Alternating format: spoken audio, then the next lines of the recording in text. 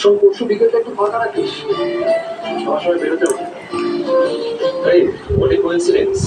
আর আমি নিজেও ভাবছি আমি তোকে বলবো যে পরশু সকালটা একটু ফ্রি রাখিস, আমার সাথে একটু বেরোবি। কোথায় যাবে গো তোমরা দুই ভাই? তোমার স্কুল চেঞ্জ করবো, ইংলিশ মিডিয়ামে ভর্তি করবো। ইংরেজি স্কুল? ওরা কি পারবে? কখনো পারে?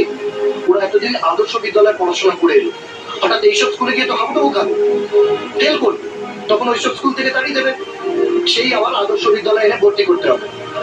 না না, ওইসব ঝঞ্ঝাটে যাস না। আরে ঝঞ্ঝাট ভাবলেই ঝঞ্ঝাট। আরে জীবনে ঝঞ্ঝাট ছাড়া আছে কি বল? আর সেটা সামাল দেওয়ার জন্যই তো এখন থেকে তৈরি হতে হবে। ইংরেজি না শিখলে ভবিষ্যতে চাকরি বাকরি পেতে অনেক অসুবিধা হবে। এটা কিন্তু ঠাকুরপো একদম হক কথা বলেছে। চারিদিকে দেখেন ছাতার মতো ইংলিশ মিডিয়াম স্কুল হচ্ছে। ওই করাদের বাড়ির নাতি ও তো যায় রোজ সকালবেলা, ওই বাড়ির বৌমা ওকে মোড়ের মাথায় ছেড়ে দিয়ে আসে, আর তারপর বাস এসে নিয়ে যায়। আরে সেসব তো অনেক খরচ, জামা কাপড় লাগবে, বইপত্র লাগবে, আবার টিচারও রাখতে হবে। তোর বৌদি তো আর ওদের পড়াতে পারবে না। আরে তুই খরচ কেন ভাবছিস? On investment.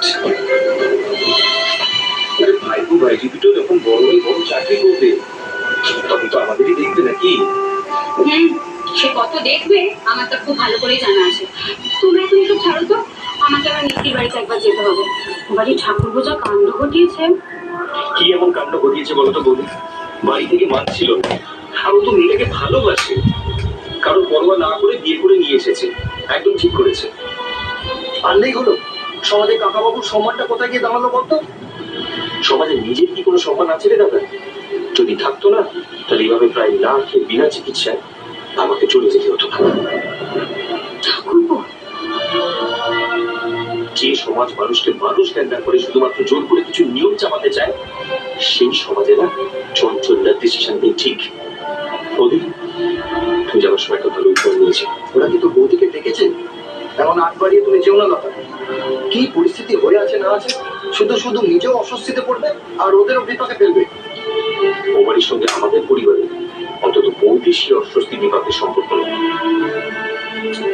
আচ্ছা হয়েছে, চঞ্চল ঠাকুরপুর কথাটা এবার বাদ দাও তো। হ্যাঁ গো, তোমাকে না হয় ঠাকুরপো পরশু সকালবেলা ওমো তোমার স্কুলে ভর্তির জন্য নিয়ে যাবে, তুমি আবার ওকে বিকেলবেলা কোথায় নিয়ে যাবে? পাত্রী দেখতে। পাত্রী? হ্যাঁ, সুন্দর বিয়ের জন্য পাত্রী দেখতে যাবে। এই ঘরে ওর কি চাইলে আরো? একটিবার রান্নাঘরে আসো। আমি দেখবো না তো কে দেখবে? মাথার ওপর বাবা নেই, গুরুজন করতে তো আমি, এটা তো আমার দায়িত্ব। নিজের অন্য দায়িত্বগুলো পালন কর, তবে সংসারের অনেক উপকার হবে। সামর্থ্য মতো কোন দায়িত্বটা পালন করছি না শুনি? তোর বিয়েটাও তো আমাকেই দিতে হবে, নাহলে লোকেরা বলবে কি রোজ গেলে ভাইয়ের পয়সায় বসে বসে খাওয়ার জন্য ভাইটাকে আইবুড়ো করে বসিয়ে রেখেছি। এখন লোকে আমার দিকে আঙুল তুলছে, কাল তো বৌদির দিকেও তুলবে। কি বলছো কি তুমি? ভুল যে কিছু বলছি না, তুমিও ভালো করেই বুঝছো।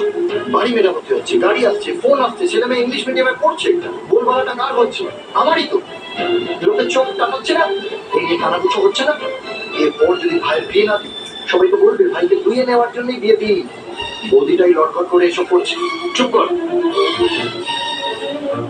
লোকের কথা, পাঁচজনের কথা, সমাজের কথা এত কেন মাথা খাওয়াস তুই? কারণ এই সমাজ ছাড়া আজকের আমি হতে পারতাম না। তাই এই যে আমার চারপাশে এত মানুষজন, স্ত্রী, বাবা, মা, সন্তান, ভাই, সব পেয়েছি এই সমাজের জন্য। আর আমি সমাজের কাছ থেকে শুধু নিয়েই যাবো, বিনিময়ে তার প্রথা নিয়ম কোনোটা মানবো না, সেটা তো হতে পারে না। সেটা স্বার্থপরতা।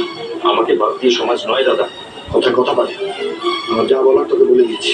পরশু বিকেলে কর্তের বাড়িতেই মেয়ে দেখতে যাবো। কর্রা আমাদের পার্টি ঘর, ওদের ছোট কর্তার মেয়ে। মেয়েটা সুন্দরী, শিক্ষিতা, তোর বৌদিও চেনে। কর্তের ছোট কর্তা ডিফেন্সে ছিল, শুদ্ধ রিটায়ার করেছে, দেবে তোর ভালো। তাছাড়া তোকে ওদের পছন্দ, সম্মত ওরাই করেছে। পরশু বিকেলে যাই, কথাবার্তা বলি, তাতে তো সমস্যা নেই। রাজপথের পরে তো বিয়ে হয় না। তুই যাবি আমার সঙ্গে। ঠাকুরপো, ঠাকুরপো। বোঝো, বোঝানোর তো কিছু নেই, তোমার ভাই তুমি ভালো জানো, ওকে বোঝালেও বুঝবে না। তাই যাকে বোঝাতে পারি তাকে বোঝাচ্ছি। ওর বিয়ে নিয়ে তুমি একদম মাথা ঘুরিয়ে না কিন্তু। মানে মানে তোমার ভাইয়ের কোথাও খোঁজা আছে, তাই বিয়ের কথা শুনলেই সেই জায়গায় আঘাত লাগে। রক্ত বেরোয়। কি বলছো তুমি? ও কি কোনো মেয়েকে ভালোবাসে? কি বাসে তা আমি জানি না, কিন্তু তোমার এই খচরাম ভাই ওই মেয়ে ছাড়া যে এই বাড়িতে কাউকে আনবে না, তা আমি কিন্তু নিশ্চিত বলে রাখলাম।